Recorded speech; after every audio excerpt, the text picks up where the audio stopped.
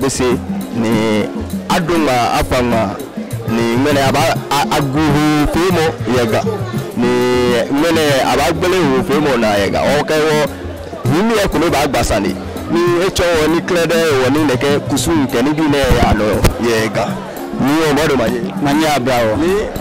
obawo ogbe igbeji asafo ache ni asua obi pon di ted bese asafo ache yo ni ema opo na nyenye tuo ne ke kusune anukwale bla mo mi echo ma bi no e woni atuo ne ke kusune otie wona atuo ne ke kusune die to mo bonu le cho nyo che otu ifa aduma ni afa boni atona kusune pepe na tie na kanu afa shika afa ma efe ata odada shishiji be bese manchembe bayi odadra chire buanu ke ayiko no anya afi dede ye ma kusun eje ke adun adu mugomugo yi do mugomugo efe no kwa nka shibe ni ro me ke mancheme ba afa ika me fa me ta bese manchele pe di mo ne fita ro ma ina fi o ne ke kusun ni odada mi le pe di mo ne yi ono mi le na ke yi ono ni di emile bese ja se chele ke to ke afile ise ni ke di opo ni ke ha bese manche ke ji mile me tan be kin ale be ke mile le wa ke to di opo da fi konkome le ka ba yi wo mene ni wo yo bi e wo me bese manche le yi ke je mu ke ro me la ba tala ji ni afi kusu na yi mile me ko ni agbene wo man bi e wo na ju wo bon ju bi abi na me fe ko e wo ni lo ko wo fe lo be lo wo na bu amo no ba bo ni gami die ahuntu adani wo keja afega kusu wo ke mbemi danfio wo mbedando na tele ebubu emi na ke wo ta kusu wo sisi na atebuli o ma ka jula ma fa ta na atu amona ati sisi ati atembebe ba agene wo be manche me ba yi na gene aba ko na ba ni wo ta wo ba bia le wo me ake ma wo bila mo ku ta ko ana me le ake ya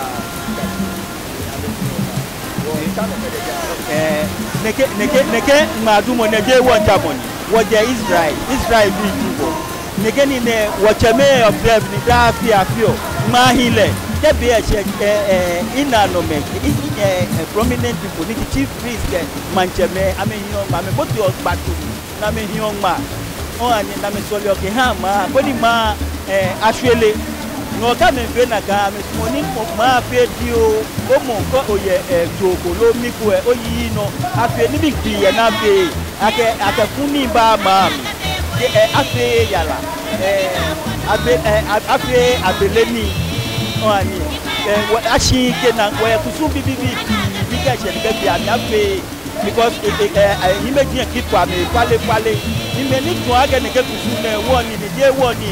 ke oti obenka imagine gba tu ni o ba na ga shi ameyin ma ye kromi ni kame je pa ma fe no ye kromi ni ma ashwele ni wo iyu oni maso ma da wo muslim mo nipa ni preventive ma ashare ko ya afine wo ma ni wo yin ye so mo onipa so po nipa ikome ya inye ma cha me fe wo onipa ame bo mo ya me bu because abo me na ga ni ne je wo kusu ni e ba ye bu abi ame pro me wa ni ne kusu ne ye bu abi ame ka na ebe me na ebe ame be ikome ya me pa pe ko baba ni le be be ya ma fe mo ba je so ni ora don ke wo ta le ma tv ke wo hin mi e ko me gba tan le awon le akesi ne je gbolo ye won ni le fo la akesi won ye won so ni afio da akefu o na be mo ye na ba gbele o na be mo wo kan no ne so e ke ni bi ni ba ya no e be ba ba Si vous mettez pour le roi, n'a qu'un nouveau cousin.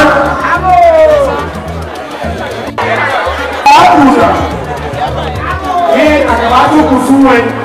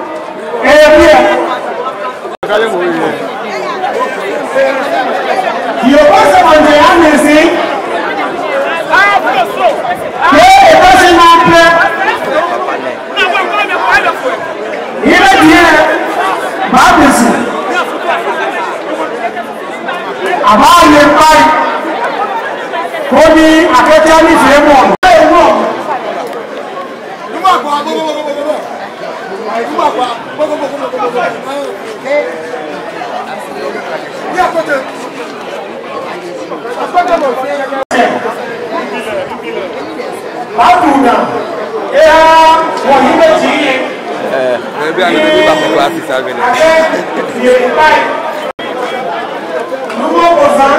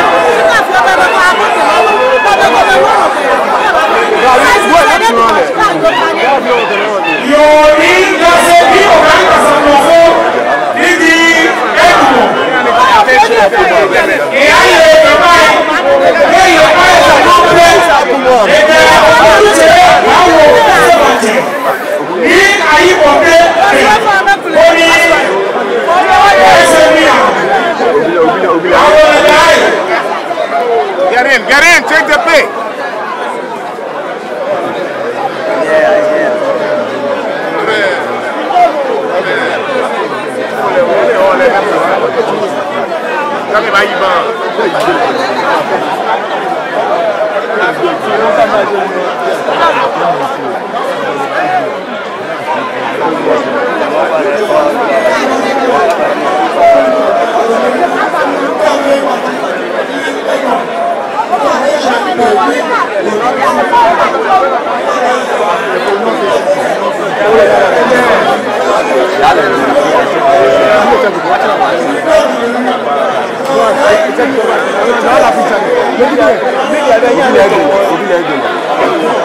You